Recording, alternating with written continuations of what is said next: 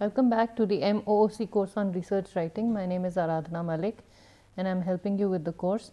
And we have now, we've reached a stage where we are talking about, you've revised your document, you've proofread it, you want to now submit it to a journal. So this lecture is being recorded as a result of some suggestions I got from the students on the forum and via email. Now, in this class, we will help you identify the journal you choose for publication. So, we are specifically talking about research articles at this point. And so, how do you choose a journal to publish in? Some factors to consider are: one is the scope of the journal. What is the journal looking at? What kinds of articles does the journal publish? What is the vision and mission of the journal? What was the journal set up for? All of these things constitute the scope of the journal. So that is absolutely essential for you to find how you should publish and what you should do. So the kinds of articles that should go into a particular journal. So the match between what you have worked on and the aims of the journal is very, very important. Then the impact and reputation of the journal is another very important factor. How impactful is it? What is the academic reputation of that journal? And we'll talk more about it in this class. The policies of the journal: every journal will tell you what they will publish, what kinds of articles they'll publish, and what kinds of material they will publish, and so on. The accessibility of journal articles is another issue. You have open access journals which are available across the globe, which you can access free of cost. You have some journals that are available through the subscriptions that of your own library, and so it just depends on the accessibility of the journal articles. What is accessible to you, what is not? Do you have enough access? Because when you pick a journal, the reviewers many times require you to cite from that journal itself, and so they will expect you to have read articles from the journal you are submitting to, and they will expect that you will cite from the same journal. You will know enough about the journal to have referred to it for you to have chosen the journal. So do you have access to copies of that journal? If not, then you need to pick a different journal. Now, how do you identify impact and reputation of journals? The impact factor is the numerical value assigned to a journal based on its usage. So this is one of the ways in which the impact factor is gauged. The H index, the Hirsch index, measures the productivity and citation impact of individual publications or scholars. So that is the impact factor. It's a numerical value assigned to a journal or an article or an author's work based on the usage of that author's work or the usage of that particular article or that journal. Some journal metrics, various ways, some credible journal metrics are the Insights journal citation reports. I'll just show them to you. The Scopus journal metrics are there. You have Google Scholar metrics, you have Web of Science metrics, and you have Publish or Perish. Let me show you what each of these are. Here I've already pulled this stuff up for you. So this is here, Insights. Now Insights has been put up by Thomson Reuters. I'll just the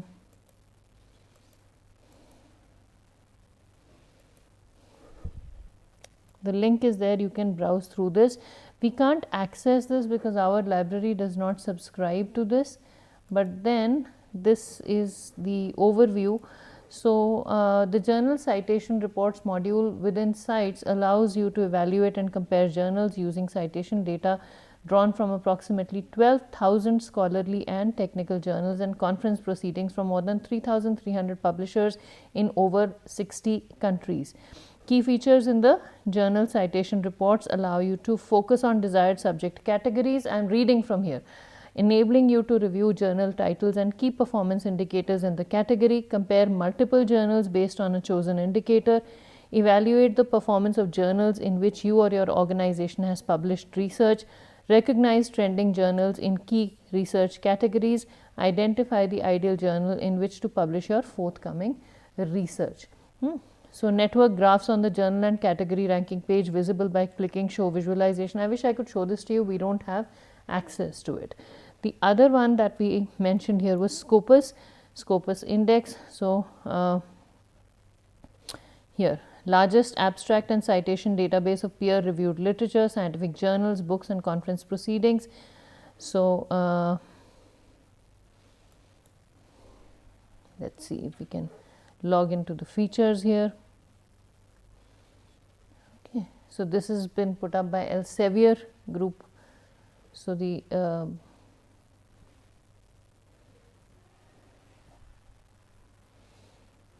okay. So,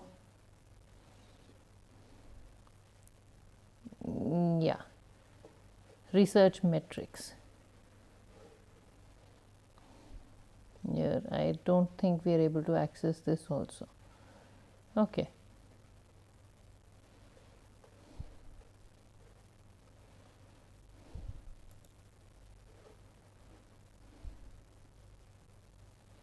So, you have site journal metrics, you have site score metrics, you have Imago journal rank, source normalized impact per paper, various metrics are there, article level metrics, author metrics are there. So, you can download the indicators here and you can see how these are computed.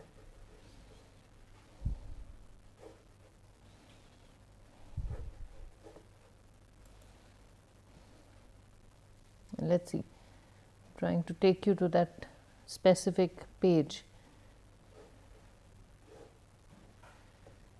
Say interrogate metrics for a group of journals.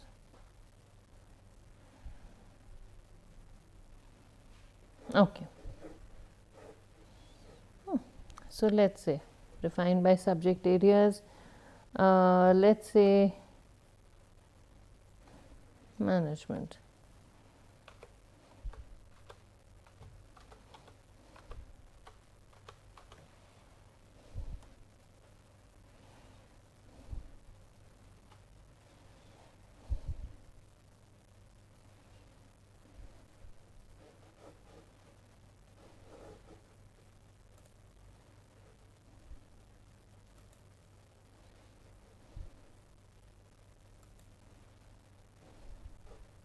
Management science and operations research. So, we have all of these operations research.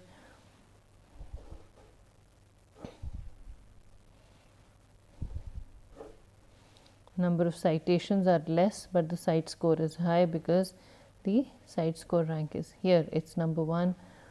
87% articles are cited. So, various things are here and you can see what each of these means. The site score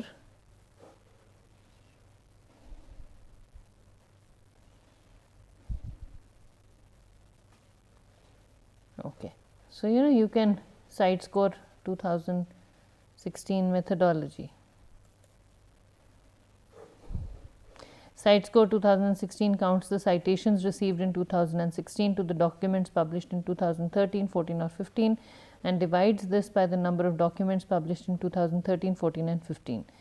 Okay.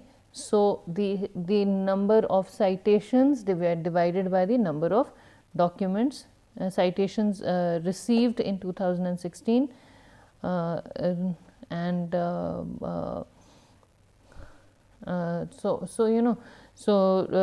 counts the citations received in 2016 to documents published in 2013, 14 or 15 and divides this by the number of documents, citations to these documents divided by the number of documents themselves.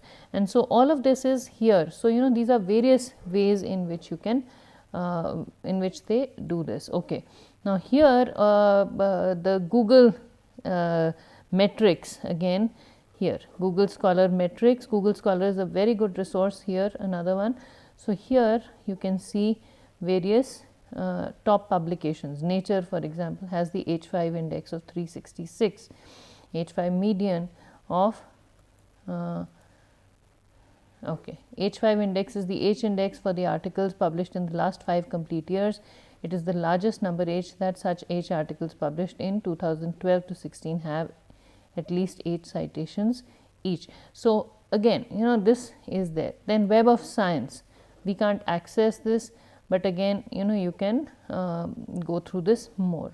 Okay. Publish or perish, so you can download it, and then you know, you can use it to decide which journals to submit in. So, this also contains various indices related to the journals. Okay. Next here.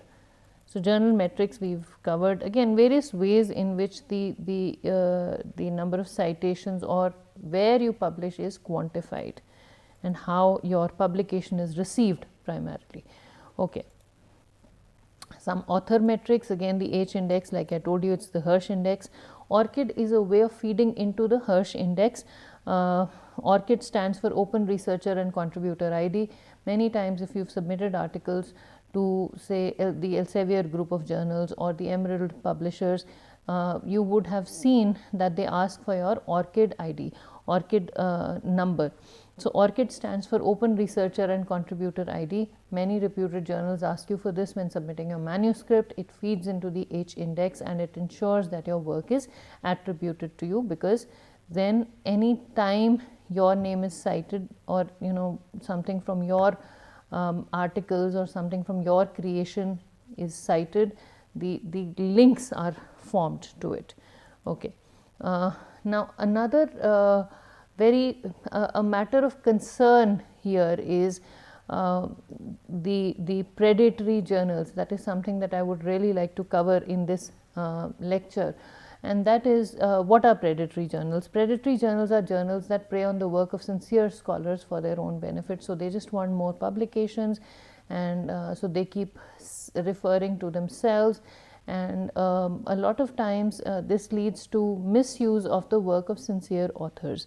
Now, this is a very unethical practice that has been going on. So, many times many journals spring up that are not very valuable and where you should not publish. So, you should be wary of these predatory journals. The references that you can read, or where the places where you can find more information on predatory journals are here. Let me show you these.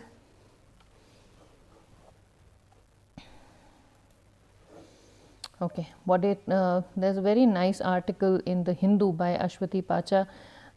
This was published on the 28th of November 2017. So, this is on predatory journals. What's a predatory journal? A predatory journal is a publication that actively asks researchers for manuscripts.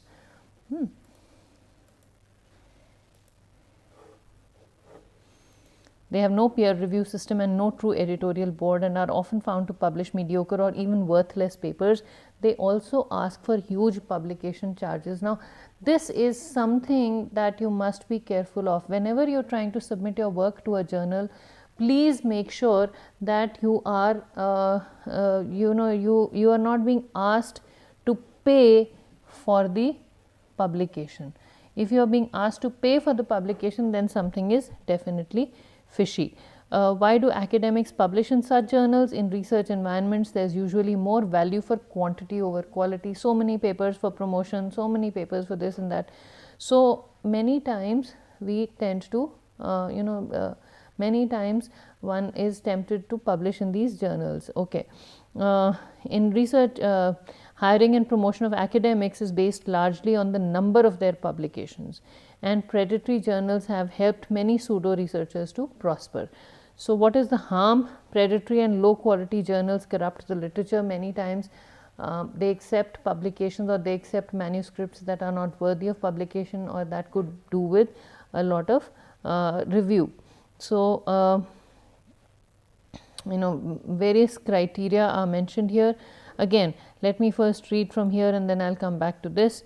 There is another one, Research Matters. There was another article that was written on the basis of this article, the precarious prevalence of predatory journals, and another article that you can read on predatory journals.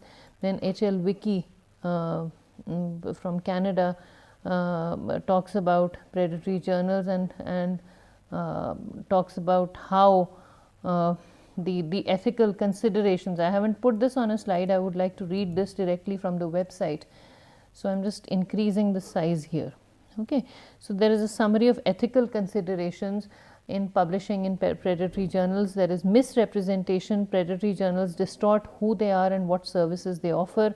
There's lack of editorial and publishing standards and practices. Predatory journals lack standards and best practices as established by the scholarly publishing community, which improve the quality and ethics of published work. They resort to academic deception. Authors misrepresent their scholarly effort by choosing to publish in predatory journals. Research and funding is wasted. Research published in predatory journals may not receive the recognition it deserves and may become inaccessible. Hence, the effort and risk of research as well as funding are wasted. Lack of archived content. Predatory journals do not archive their content in third-party sites, making it inaccessible in the future. Undermining confidence in research literature. So, predatory journals undermine faith that readers and the public have in research literature. Again, this is from a paper here. The reference is mentioned. You can go through this.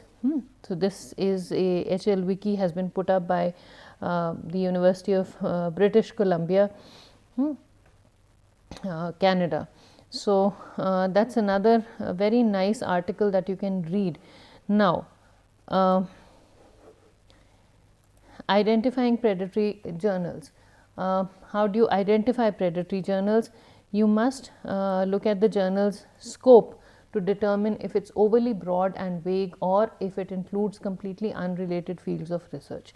So, anything and everything can be published in these journals. Check the journal archives for highly irregular publication cycles. So, for example, 1 issue in 1 year and 6 in another, etc. Be particularly wary if the archives are inaccessible due to repeated website crashes. This information is from an article put up by University of Ottawa, Canada, and the link has been given up right at the top. Okay. Check if the publisher has a large fleet of journals that contain very little content. Many times publishers just publish, they bring out journal after journal, and many times these journals are not of very good quality. Verify that the journal's peer review and manuscript handling process is clearly described. If the promised turnaround time for peer review is very short and features prominently, this is a sign of a predatory publisher. A good publisher will take at least a month to give you a review or a decision, and some top-notch journals can take even 7 to 8 months. Evaluate the professionalism of the website. How has the website been put up? And in this day and age, if there is a journal that does not have a website, please don't publish in it. I'm telling you that can be, unless you have a physical copy in your hand and unless you can see that the journal is worth your while and you can find a citation index. If the journal doesn't have an online presence, you must snoop around and find out if something is fishy. You must at least, it must raise an alarm. If it claims to be indexed by a reputable database, verify this by checking the database. Many times they'll tell you, oh, we are Scopus indexed and we are indexed in EBSCO. Go to EBSCO and find out if the journal is listed there. Look out for fake indexes like the index Copernicus or fake impact factors like the universal impact factor or global impact factor. Then verify that the journal displays its author fee policy. Do they charge a fee from the authors? Good journals will not ask you to pay. They will raise their funds from the subscriptions or from how people subscribe to them. Good open access journals may ask you to pay a fee, but again you need to check. They will not ask for exorbitant amounts. So, typically they run on advertisements and donations. Check that the publisher provides full verifiable contact information on the journal site. Be cautious of publishers that provide contact email addresses that are non-professional or not affiliated with the journal. If it's a journal, they will have their own website, and people will be their email addresses will be connected to that journal. Okay. Reputable publishers can become members of an industry association that vets its members, like the Open Access Scholarly Publishers Association and the Committee on Publication Ethics. Verify their membership if they claim to be associated. Use common sense. If something appears suspicious, go explore. Proceed with caution. Consult with colleagues or superiors, or contact your librarian. Then some more thoughts on predatory publishers. Again, I would like to read this from here, some more ideas that have been given in this article. Curated list of Beall's criteria for identification of predatory journals. No single individual is identified as specific journal's editor, with no formal editorial review board or the same editorial board for more than one journal. Again, cause for concern. Okay, this is directly from the website. The editor and the review board members do not have academic expertise in the journal's field. It provides insufficient information or hides information about author fees, offering to publish an author's paper and later sending an unanticipated surprise invoice. So initially they'll tell you, yes, we'll publish it. You're happy, you've mentioned that publication in your resume, you've used it, and they say, okay, we will be able to publish only after you pay us this much money. Bad. Don't go for them. No proper indexing. The name of a journal is unrelated with the journal's mission. The name of a journal does not adequately reflect its origin. For example, a journal with the word Canadian or Swiss in its name, when neither the publisher, editor, nor any purported institutional affiliate relates whatsoever to Canada or Switzerland. So you could be sitting in India and saying Canadian Journal of Integrated Marketing. No, I hope there is no such journal. But say Canadian Journal of XYZ, and it may or may not exist. The publisher has poorly maintained websites, including dead links, prominent misspellings and grammatical errors on the website. Publisher makes unauthorized use of licensed images on their website taken from the open web without permission or licensing from the copyright owners. Republish papers. If the journal republishes papers already published in other avenues, outlets, without providing appropriate credits, they don't even ask you to reference these. So using boastful language, claiming to be a leading publisher even though the publisher may only be a startup or a novice organization. They provide minimal or no copy editing or proofreading of submissions. They publish papers that are not academic at all, for example, essays by lay people, polemical editors, or pseudoscience. They have a contact us page that only includes a web form or an email address, and the publisher hides or does not reveal its physical address or location. The publisher publishes journals that are excessively broad, so or combine two or more fields not normally treated together, for example, International Journal of Business, Humanities and Technology, in order to attract more articles. Now, before you submit your work to a journal, use this checklist. Again, they've also, I'm just reading from the website. I came to know that people wanted this information, so I've hurriedly got it all together. Do you or your colleagues know the journal? Can you easily identify and contact the publisher? Is the journal clear about the type of peer review it uses? Are articles indexed in services that you use? Is it clear what fees will be charged? Do you recognize the editorial board? Is the publisher a member of a recognized industry initiative, etc.? So unless you have this information with you, please don't submit to such journals. Okay, some list of predatory publishers that have been, again, that were mentioned here, that might be of use to you. There is the Beall's list. I'll just show you. Okay, so this, again, Beall's original list was pulled down because of various complaints. People said that many authentic journals were included in this. I'm not sure of the background of this list, but this should raise some antennas. So just go through this list, and if you suspect that articles may have been published from these databases, then maybe you can be cautious about this list. It is a very long list of publishers that are predatory, and here I'll just increase the size.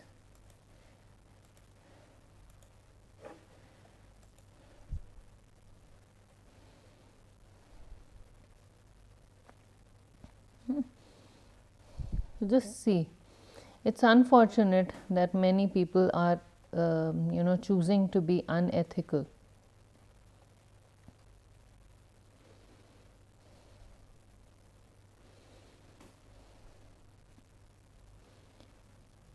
Here, so you can see this.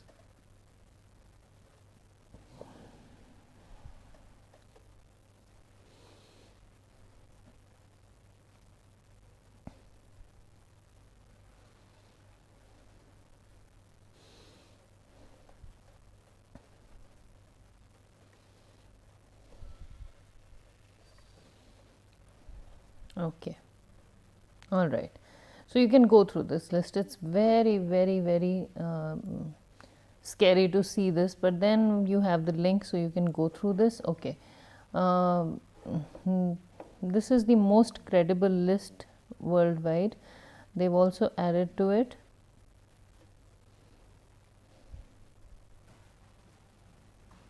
Okay. Here. Predator, again, predatory publishers and journalists. This is a list put up by the SERC division of the Council for Scientific Information and Research.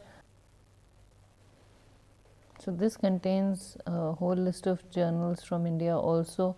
So this might be useful for you if in the interest of taking advantage of the low hanging fruit you are tempted to publish in any one of these journals, please don't. It can ruin your professional reputation. So you can see this here. Okay, so some from India also specifically, but then again you can go through this list and you might find some that are not good. Okay, there's another list of predatory journals again. So I mean, various have been put up, and maybe you can combine these lists. Maybe there are some things that are common, but the only thing that I can advise you at this point is these lists help us understand what is going on in the world. These lists are helping us understand where not to publish. So all I can say is, please choose your journal with care. Please look at or please choose where you publish with care. Please choose the journal that is most appropriate to your own area, and please be careful. Please do not publish in these predatory journals. They will really harm your career. That's all we have time for in this class. We will try and wrap up the discussion on research writing in the next class. Thank you very much for listening.